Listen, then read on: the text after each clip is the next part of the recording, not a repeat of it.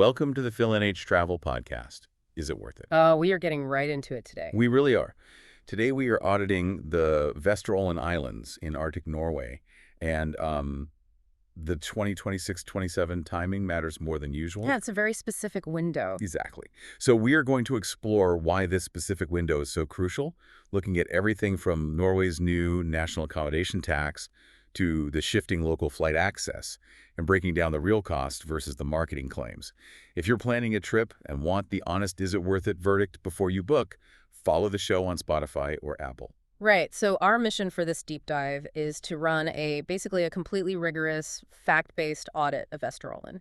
We are taking every single data point, every price, every logistical reality from our source material and translating it into pure, practical travel due diligence. No fluff. Exactly, no fluff. We're avoiding all the repetitive banter loops and just focusing on the underlying mechanics of traveling in the specific Arctic region so you know exactly what you're walking into financially and logistically. And we really need to start by dismantling a massive piece of marketing that is, like, everywhere right now. Oh, the Lofoten comparison. Yes. If you look at travel boards or social media, Vesterålen is aggressively pitched as Lofoten without the crowds. It's sold as this ultimate budget-friendly travel hack.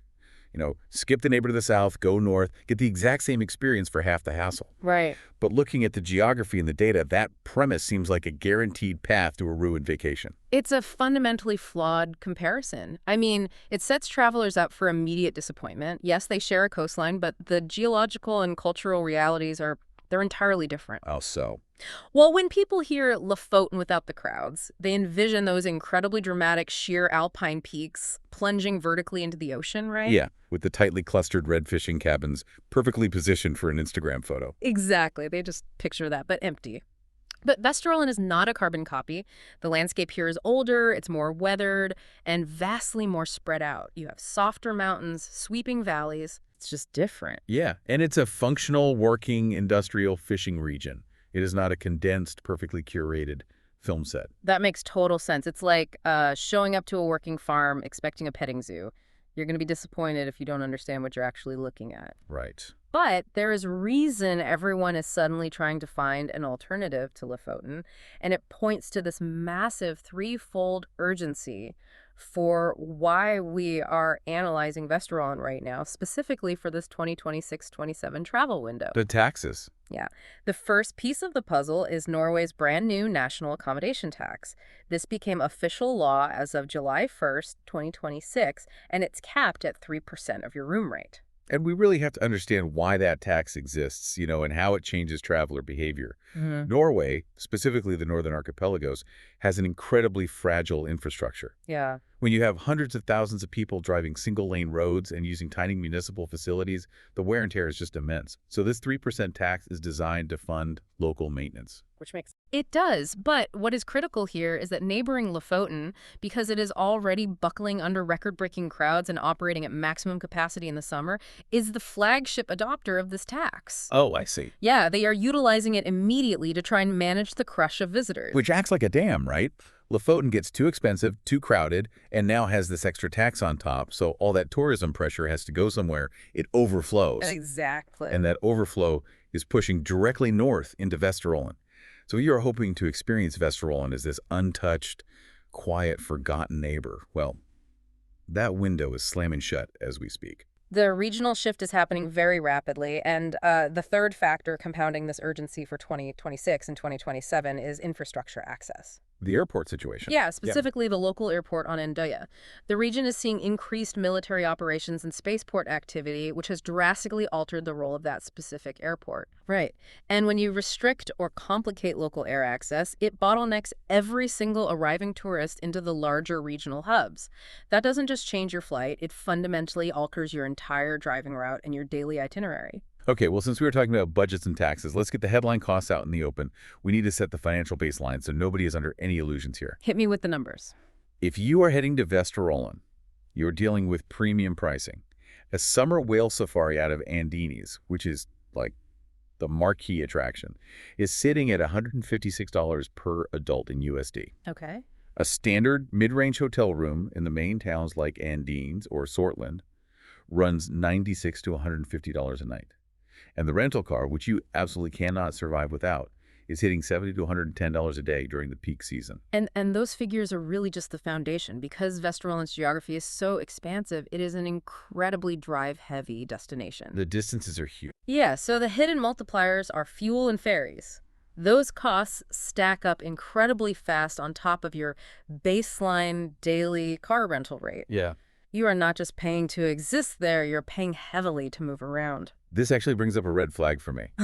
I look at those car costs, and I look at how spread out the islands are. If I am a traveler with only 2 or 3 days, say I'm doing a quick weekend add-on from a business trip in Oslo, and I really don't want the hassle or expense of renting a car, is there any way to make Vesterålen work? We need to send a definitive skip-if signal here. Okay. If you have 2 or 3 days and you refuse to rent a car, you must skip Vesterålen entirely. Do not attempt it. Really? Just full stop? Full stop. The mechanics of the region simply do not support that style of travel. Without your own wheels, you are going to see absolutely nothing beyond the immediate streets of the town where your bus dropped you off. The public transport connecting these islands is designed for local school children and regional commuters. It's thin, it's infrequent, and missing a single connection can strand you for the entire day. The intrinsic, rugged beauty of Vesterålen has to be earned by driving the vast distances between these working settlements. I love the clarity on that. It's like buying a ticket to a sprawling national park and refusing to leave the visitor center. Exactly. You are technically there, but you are entirely missing the point of the destination. So assuming you have the time and you have the budget for the car, the next massive variable is the calendar. The extremes up here in the Arctic seem almost violently different depending on when you go. Oh, the calendar in Vesterålen is not just about packing a heavier coat. It completely dictates the physical limits of your trip. Nature dictates the terms, and the contrast between the seasons is just absolute. Let's unpack the best-case scenario first. The prime window is late May through early August, and it's all driven by the midnight sun. From about the 3rd week of May to the 3rd week of July, the sun simply does not set. It fundamentally changes human behavior. You have 24 hours of usable daylight. It's wild. It is. You can book a whale safari out of Andenes and be out on the ocean at midnight. You can hike the famous coastal trails like the Dronningruta or the path connecting to Nixund at 11:00 p.m. with perfect visibility. You can drive up the western edge of the islands to see the puffin colonies on Blake, with this surreal golden hour light just hovering on the horizon for hours. And that continuous daylight triggers an explosion of biological activity, which is why June and July are the absolute peak for spotting male sperm whales feeding offshore. But to truly understand the region, we have to look at the exact opposite end of the spectrum. The dark months. Strictly from a logistical standpoint, the absolute worst time to attempt this trip is between November and January. Right, because nature essentially flips a breaker switch. The lights go out. You enter the polar night where the sun doesn't even rise above the horizon. Yeah. You are dealing with severe, relentless Arctic storms. That means the small regional flights get canceled at a moment's notice. The ferries stop running because of the swells. You are forced to navigate single-lane, icy coastal roads in near-total darkness. Which is terrifying. And to top it all off, a huge percentage of the tourism infrastructure, cafes, guest houses, small museums, simply boards up and closes for the winter. It sounds like a logistical nightmare, and for a casual tourist, it absolutely is. However, there is a fascinating biological trade-off that occurs during this dark period. We call it the worst weather, best wildlife inversion. Okay, explain the mechanics of that. Why would the wildlife get better when the weather is actively trying to kill you? It has to do with the migration of prey. In the harsh winter months, massive, billion-strong schools of herring seek shelter in the deep fjords of northern Norway to overwinter. And where the herring go, the apex predators follow.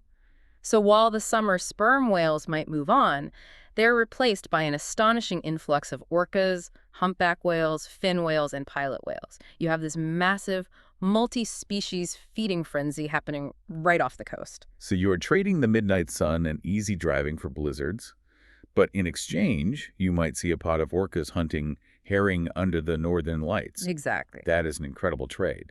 But it requires a very specific, hardcore type of traveler. For everyone else, there has to be a middle ground. There is, and it is the value sweet spot of the Vesterålen calendar. You want to aim for late August to early October, or the spring window from late April to mid-May. What makes that the sweet spot? You regain logistical stability, you have normal day-night cycles. In the autumn, the darkness returns just enough for you to start seeing the aurora borealis, but you don't have the crippling ice storms of January. That sounds much better. And crucially, the accommodation rates soften significantly. A room in the commercial hub of Swartland that might command premium summer pricing drops down to around $59. Even in the highly sought-after northern tip of Andenes, you can find rooms falling back to the $96 to $110 range. And most importantly, the localized crowd pressure dissipates. Let's talk about those crowds. Because earlier we established that Vesterålen is quieter than Lofoten. But the data shows that quiet doesn't mean empty. The pressure points here are just highly concentrated, right? Precisely. The region absorbs visitors unevenly. Take the town of Andenes. In July, late morning, the harbor experiences an intense bottleneck.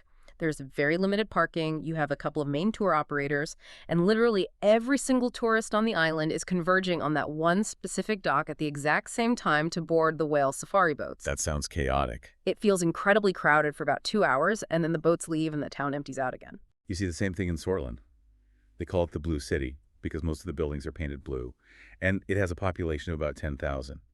It is the commercial anchor of the islands. If there's a regional event or just a peak summer weekend, the hotel inventory there just vanishes. It books out completely. We also see extreme localized friction around the hiking trails. The trails to Nixon and Stowe are stunning, but the approach roads are narrow, and the car parks at the trailheads were built for a dozen local cars, not a fleet of tourist rentals. But the most disruptive element to the daily rhythm of these towns is the maritime traffic. The cruise ships. Exactly. You have the famous Norwegian coastal express ships, Hurtigruten and Havila, calling daily at ports like Stokmarknes, Sortland, and Risingham. And increasingly, large expedition cruise ships are adding Vesterålen to their routes to specifically avoid the taxes and crowding in Lofoten. I want to visualize this for the listener. Imagine a tiny, quiet fishing village where maybe 50 people are walking around. Suddenly, a ship docks, and within 15 minutes, 500 people disembark. They swarm the one local cafe, they flood the Hurtigruten Museum in Stokmarknes, the sidewalks are packed. For exactly 2 hours, it is absolute chaos.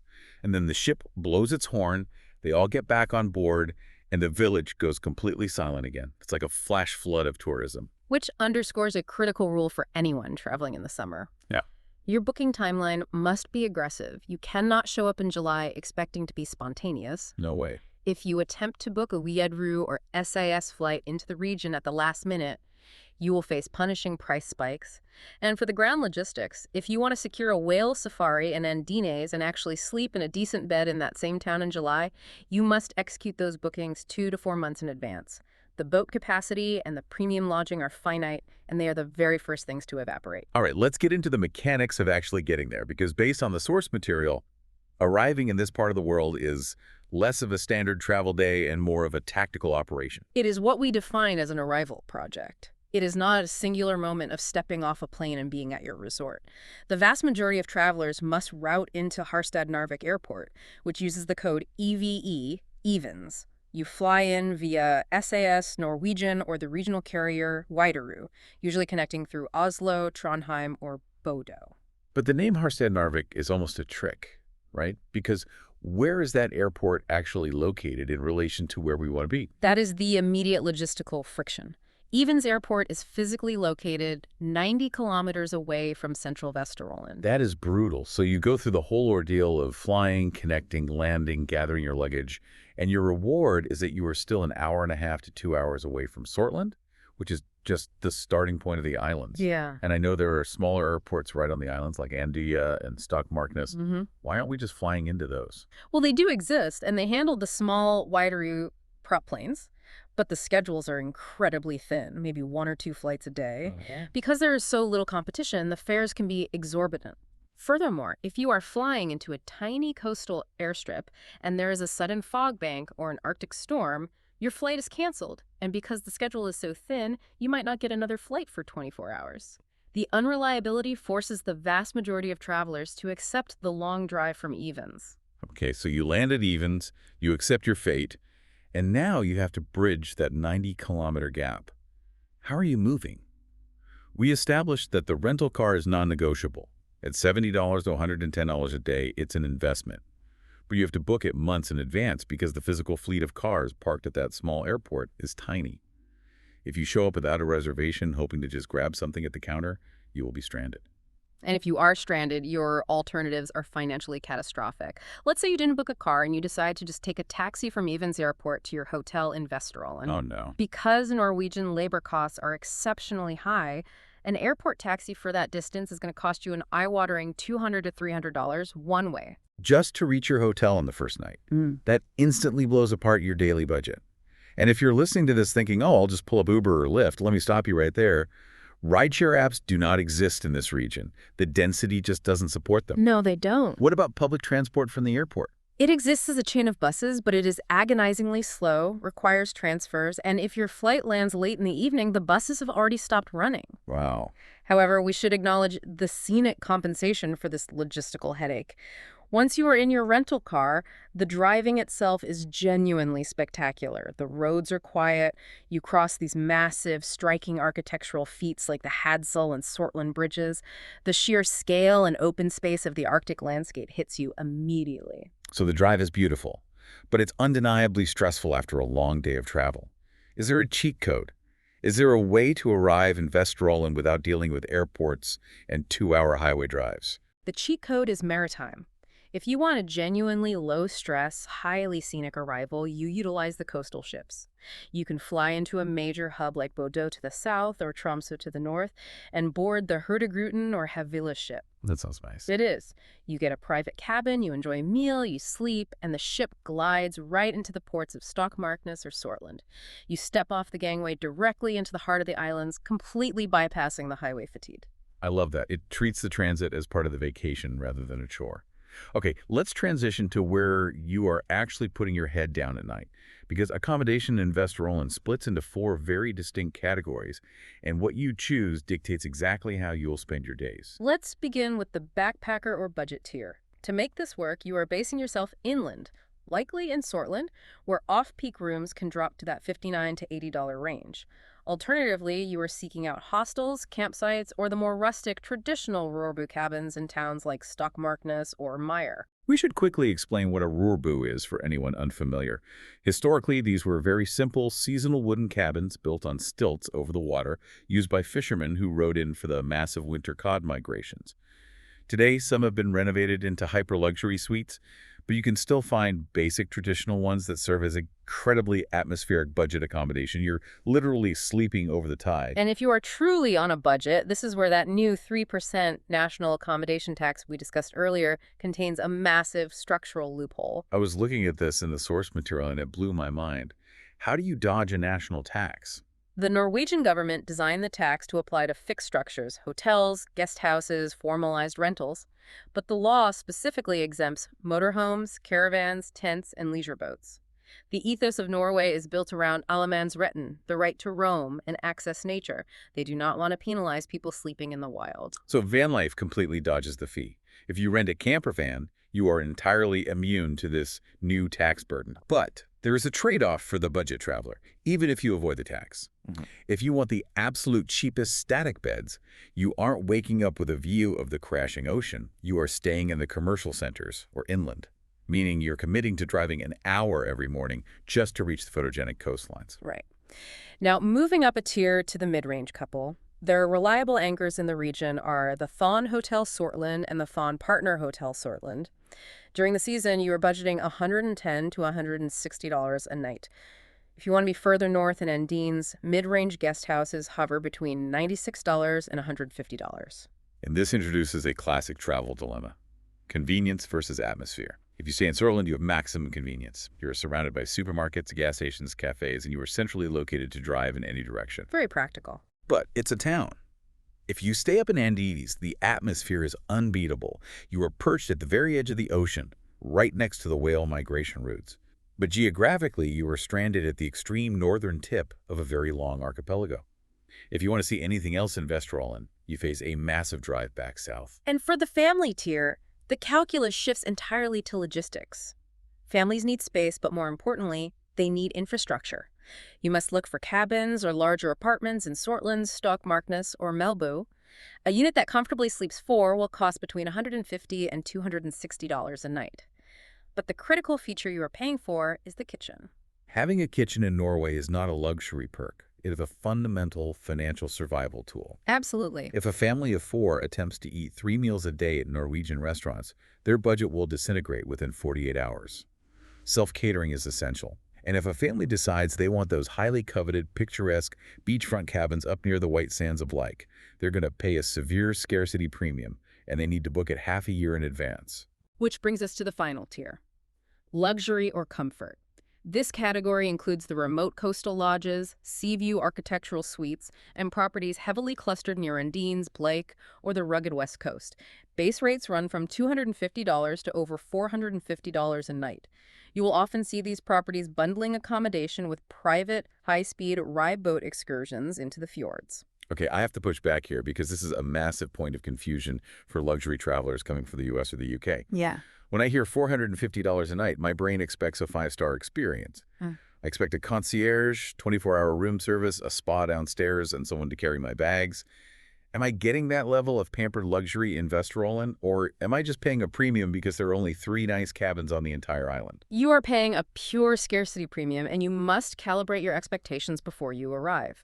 Norway's economic structure, specifically its high standard of living and incredibly strong union wages, means that employing a massive staff of service workers is prohibitively expensive. You are not paying for white-glove big city resort service. You are paying for the extreme rarity of having a premium design-forward bed in a pristine, remote Arctic environment.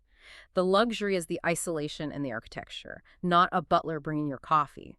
When demand spikes in July, the prices surge based purely on the lack of inventory, not an abundance of high-end amenities. That distinction is so critical. Do not go to the Arctic expecting the 4 seasons. Okay, we keep dancing around the cost of food and the necessity of kitchens.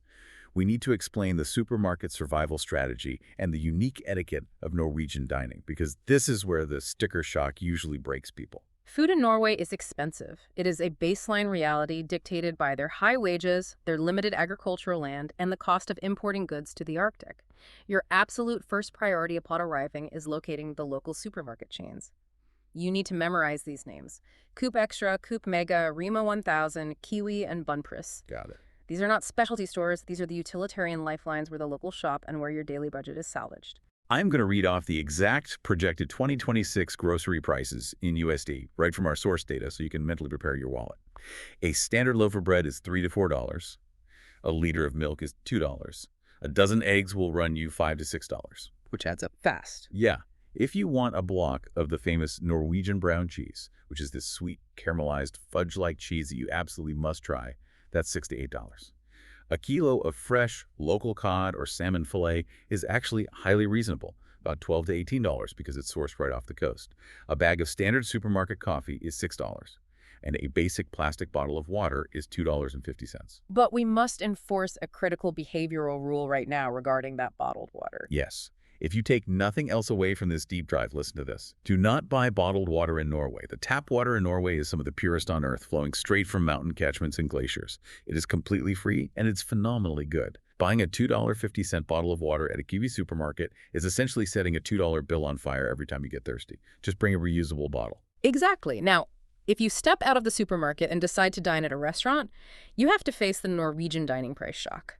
The mechanics of running a restaurant here, paying living wages to the chefs, the servers, and the dishwashers, means the menu prices are exceptionally high. Let's give an example. Let's look at the baseline metric. A half liter of draft beer in a standard pub in Sortland or Andenes. That will cost you between 110 and 140 Norwegian krone. Which translates to roughly $11 to $14 for one single, completely average beer. And the food follows that exact same trajectory. A basic sit-down main course, a piece of local whitefish with boiled potatoes and some vegetables, runs $28 to $45. Yep.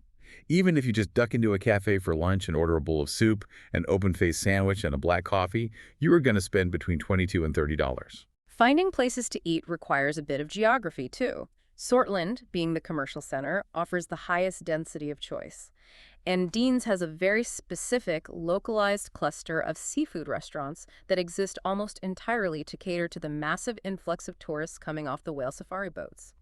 And then you have tiny historic outposts like Nixund, which has a population you can count on 2 hands, but punches incredibly above its weight with atmospheric cafes that get surprisingly busy right around the midday hiking rush. Let's talk about the etiquette. When you do decide to drop $45 on a plate of fish, how does tipping work? Because as an American, my instinct is to immediately add 20%. You must suppress that instinct. Oh. Tipping is not expected or required in Norway.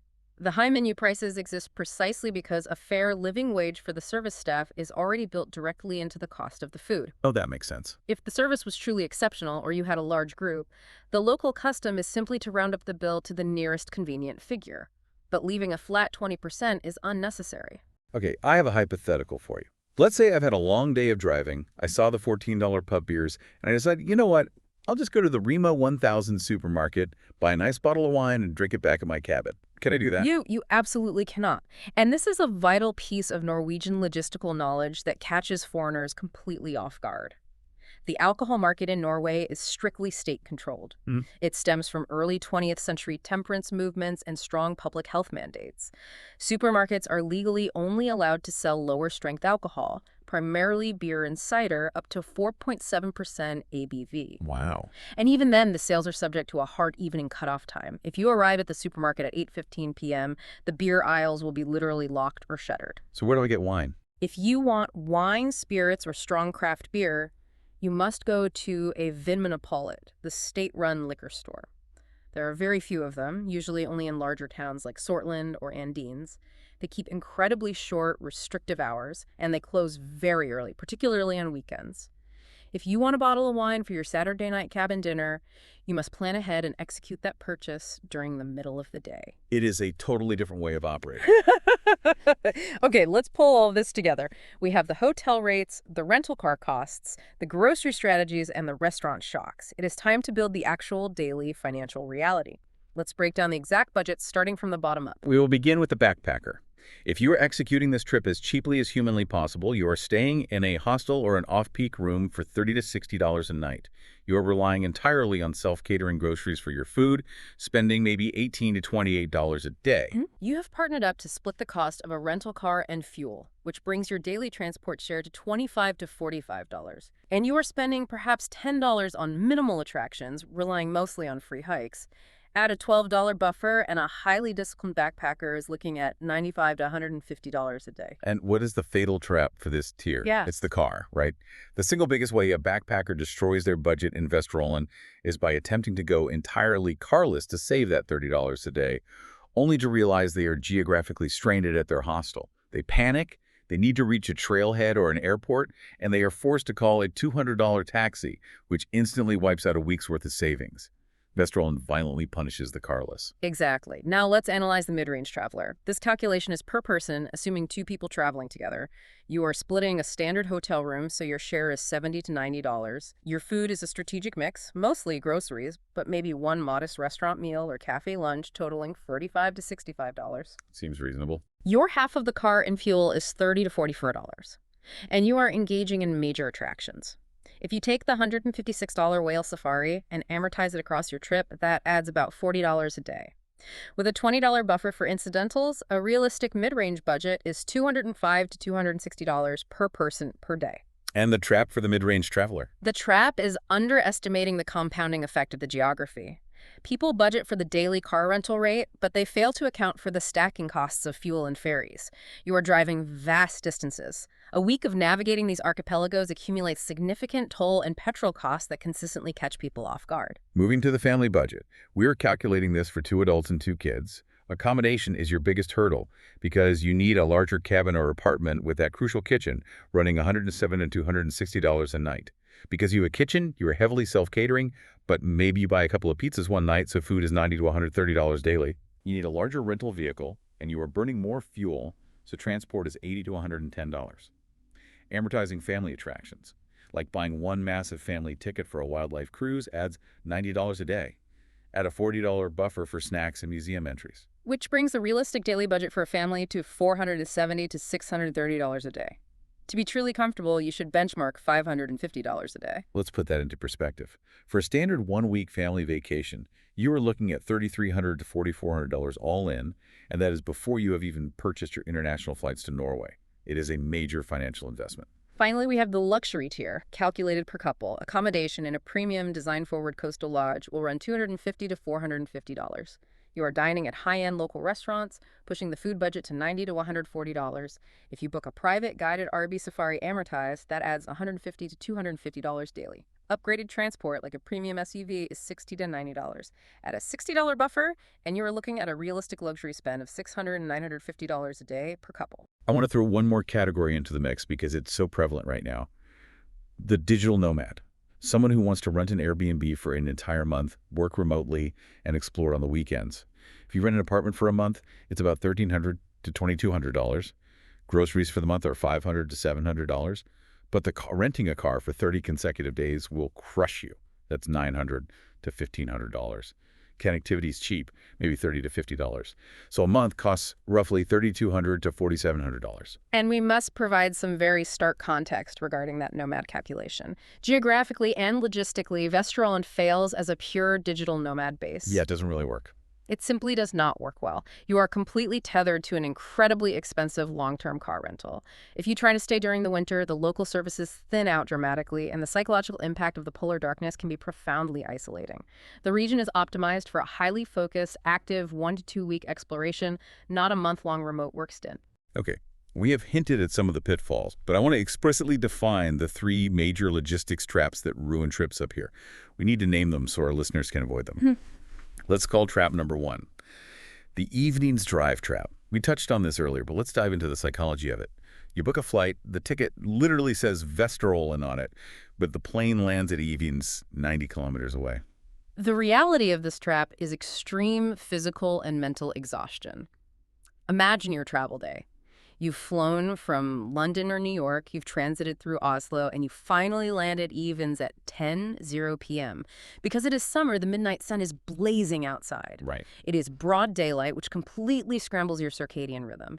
You are deeply fatigued, yet your brain thinks it's noon. And in that state, you are immediately forced to get behind the wheel of a rental car and execute a highly focused 2-hour drive along unfamiliar coastal highways just to reach your bed in Sortland. Or worse, a 3.5-hour drive if you are pushing all the way north to Andenes. It is a recipe for a car crash or a miserable start to your vacation. And as we mentioned, if you forgot to book that car, you are hit with a $300 taxi bill. The fix for this trap is purely strategic. First, book the rental car the exact same hour you book your flight. Second, if your flight lands late in the evening, do not try to be a hero. Book a simple airport hotel near Evens for that first night. Wake up fresh, and make the beautiful drive into Vesterålen the next morning when you can actually enjoy it. Excellent advice. Trap number 2 is what we call the whale safari weather trap. The primary season for spotting sperm whales runs from May 1st to September 30th. However, the geography of where these whales feed is crucial. They congregate off the coast of Andenes because the continental shelf drops off dramatically into a deep underwater canyon. Yeah. This deep water is incredibly exposed to the open ocean. Any given day within that summer season can be entirely blown out by strong winds and heavy ocean swells. This is a devastating trap. You have paid $156 per person. You have spent hours driving to the extreme northern tip of the archipelago. You are standing on the dock, and the captain walks out and says, "Sorry, the sea state is too dangerous. We aren't sailing today." Or even worse, they do sail, but the swells are so violent that everyone on the boat is violently seasick for 3 hours, and you see nothing. The fix for this trap requires building elasticity into your itinerary. If seeing the whales is your absolute priority, you must base yourself in Andenes for a few days. Crucially, you must book the safari for the absolute earliest available slot in your stay. Oh, to create a buffer. Exactly. By doing this, you organically create a built-in backup day. If your Tuesday morning trip is canceled due to wind, the operator will typically roll your ticket over and you can try again on Wednesday. If you make the mistake of booking the safari for your final departure day, you have zero margin for error. If the wind blows, you miss the whales entirely. Trap number 3 is the last ferry and single-lane road trap. There is a vital physical ferry link that runs from Melbu, at the southern end of Vesterålen, over to Fiskebol, which connects you into Lofoten. That ferry operates on a strict maritime schedule with hard cutoff times in the evening. And the reason this is a trap is because travelers rely too heavily on their GPS arrival estimates. The topography of the islands forces the coastal roads to be incredibly narrow. You're often driving on the single-lane stretches that require you to pull into small passing bays to let oncoming traffic through. Yeah, you get stuck. Right. If you find yourself stuck behind a slow-moving tourist caravan or a commercial fish truck, your perfectly calculated GPS arrival time evaporates instantly. Let me explain exactly why this hurts. If you mistime that drive and you miss the final ferry of the night, you don't just lose time. You are geographically trapped on the wrong side of the water. You are suddenly forced to find an unplanned hotel room in Melbourne at 10 p.m., which is going to cost you $90 to $160, completely derailing your budget and destroying your itinerary for the next day. That's the fix. You have to build in at least an hour of pure buffer time before any crucial maritime departure. It is all about respecting the physical environment, which naturally leads us into a vital discussion about safety, solo travel, and comfort limitations in the Arctic. Right, because when people ask, is it safe, they're usually asking about crime. But that's the wrong question for Vesterålen, isn't it? Entirely. We need to establish the real risk hierarchy. The threat of violent crime or theft in these islands is statistically near zero. You are not going to be mugged. The danger you face is 100% environmental. The weather. Yes. It is the sudden, unpredictable arrival of an Arctic storm system that drops visibility to zero. It is the danger of navigating black ice on coastal roads during the shoulder seasons. It is the physical toll of heavy ocean swells on small boats.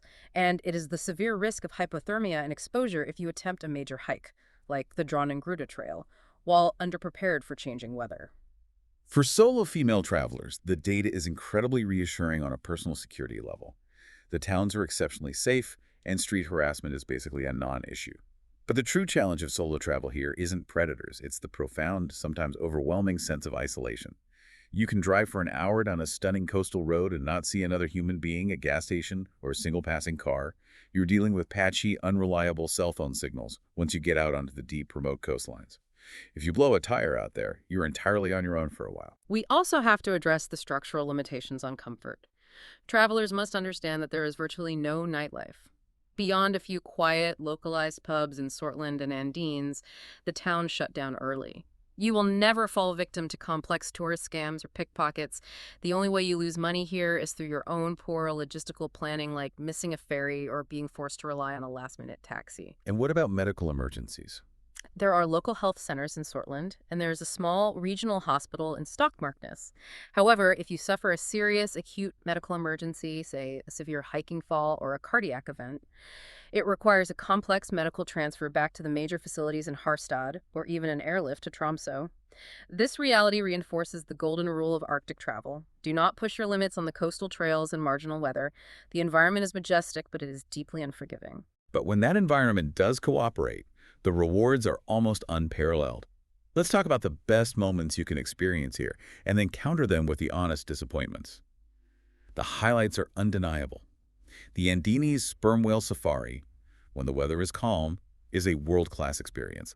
For $156, you get an incredibly high success rate in the summer.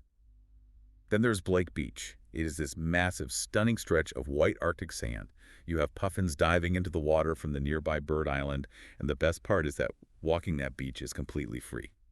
The hiking infrastructure is exceptional for those prepared for it. The Dronninggruta, the Queen's Route, and the trails surrounding the historic village of Nixon offer these profound, sweeping, elevated views of the jagged coastline. Even the mundane logistics can be beautiful. Driving your rental car across the sweeping curves of the Sortland and Hadsel bridges feels cinematic. Yeah, even driving is fun. Exactly. If you get pinned down by a rainy day, spending $18 to $22 to walk through the Hurtigrute Museum in Stockmarknes, where they have essentially encased a massive historic coastal ship inside a glass building, is a brilliant historical stop. And of course, the grand atmospheric bookends, the surreal energy of the midnight sun in the summer, and the silent awe of the aurora borealis in the winter. But we promised an honest audit. We have to be brutally realistic. What does Instagram conveniently crop out of the Vesterålen picture? The marketing materials absolutely crop out the chaotic queues at the Andenes harbor in July, where hundreds of people are bottlenecked waiting to board the boats. Social media hides the sheer, exhausting monotony of some of the longer transit drives through the less scenic interior valleys between the Oh, islands. for sure. It completely obscures the reality that these are working industrial fishing settlements. They are functional, they have heavy machinery, they have processing plants, and they smell strongly of raw fish and salt air. They are not perfectly painted, romanticized tourist villages. The ultimate disappointment comes from mismatched expectations. You will be severely let down if you drive into Vesterålen, expecting Lofoten's tightly framed, dramatic, vertical mountains around every single corner. And you will be frustrated if you overpay for a scarce last-minute cabin and expect luxury resort service just because the price tag was high. Which forces us to ask the final critical question of our due diligence. If the driving, the isolation, the high costs, and the industrial realities don't sound like your ideal vacation, where should you take your time and money instead? Let's look at the alternatives. Alternative 1 is the elephant in the room, Lofoten, Norway. You access it by driving south and taking that exact Melbyfiskebowl ferry we warned you about. It shares the same overarching coastline, it offers whale watching, and it experiences the same midnight sun. But the economic and social profile is vastly different. Lofoten is fundamentally 15% to 30% more expensive across the board during the peak season. And, as we established in our opening analysis, it is the epicenter of the new 3% accommodation tax. You are paying a massive premium for the privilege of sharing the iconic, famous viewpoints with tens of thousands of other tourists. So who is Lofoten actually for? It is specifically for the first-time visitor who absolutely, unequivocally must capture that classic photograph of the red cabins in Rene, Hamney, or Henningsvær, and who genuinely possesses the patience to stand shoulder to shoulder with crowds on narrow bridges to get it. Alternative 2 provides a completely different solution. Tromsø, Norway. It sits about 250 kilometers to the northeast, which is roughly a 3.5-hour drive away. The daily food and hotel costs are relatively similar to Vesterålen, but Tromsø offers a massive logistical advantage. Significantly cheaper, more frequent international flights, and crucially, you do not need a rental car to enjoy the region. Who is Tromsø for? It is the ultimate destination for winter aurora hunters and whale watchers who want easy, frictionless infrastructure. They want organized tours where a heated bus picks them up at their hotel lobby. They want real urban city dining, museums, and a highly structured walkable environment. It is the polished urban Arctic experience standing in direct contrast to the wild, isolated, car-dependent coastal experience of Vesterålen. Okay, we have laid out all the facts. We have dissected the geography, the costs, the weather traps, and the logistics. It is time for the final, verdict matrix. We're going to score this destination purely on the math and the physical realities on the ground, tier by tier. Let's run the final scores. For the backpacker, I score Vesterålen a 6 out of 10. You are looking at an unavoidable $95 to $150 a day. It is only worth it if you can secure a rental car, share those transport costs with others, rely entirely on self-catering from Rima 1000 and Kiwi, and strategically travel in the shoulder season when beds hit $59. If you cannot rent a car, the score drops to 0. Do not go. For the mid-range couple, this is an 8 out of 10. This is the absolute sweet spot. You're spending $205 to $260 a day, plus the $156 for the whale safari. Vesterålen is structurally built for this exact tier. It is the perfect scenic, rugged road trip if you embrace the driving culture and don't expect the condensed drama of Lofoten. For the family tier, it is a 7 out of 10. Your budget is a hefty $477 to $630 a day, translating to $3,300 to $4,400 for a week. It is highly worth it for the incredible access to free, sprawling nature, the expansive beaches, and the coastal trails. But you must skip it if you are late to the booking window and find yourself forced into the scarce, exorbitantly priced July cabins that break the budget. For the luxury traveler, I have to give it a 6 out of 10. It's going to cost you $600 to $950 a day. It is definitely worth it if your specific definition of luxury is chartering a private RV boat to look for eagles, followed by retreating to a quiet, design-forward, isolated lodge. But you must absolutely skip it if your definition of luxury requires a 5-star resort with a massive, attentive staff and dense, multi-course fine dining. The region cannot provide that. Finally, for the digital nomad or solo traveler planning a long stationary stay, it is a 4 out of 10. At $3,200 to $4,700 a month, it is a remarkably weak hub. The compounding car costs are punishing, the winter darkness is too severe for long-term productivity, and the deep isolation makes a month-long stay impractical for most. So the overall verdict, book carefully. Vesterålen is absolutely worth it if you have flexible dates, you have secured a rental car, and you are aiming precisely for that May to August midnight sun window or the deep winter aurora season. But skip it if you only have 2 to 3 days if you don't have a car, or if what you really want in your heart is a postcard of Lofoten. All of this raises one final provocative question that we haven't discussed yet regarding the future of this entire region. We noted that the new 3% visitor tax is being implemented to manage the wear and tear of tourism. But we have to wonder, could this influx of tax revenue actually become the financial catalyst that finally funds and builds the robust public transport infrastructure that Vesterålen so desperately lacks? And if it does, if they finally build easy, frequent bus and train access, will that modernization inevitably destroy the very isolation, friction, and wildness that makes the region so magical right now? If this gave you the honest verdict you needed, follow the show. New episodes drop every day. That is the honest verdict from Phil and H.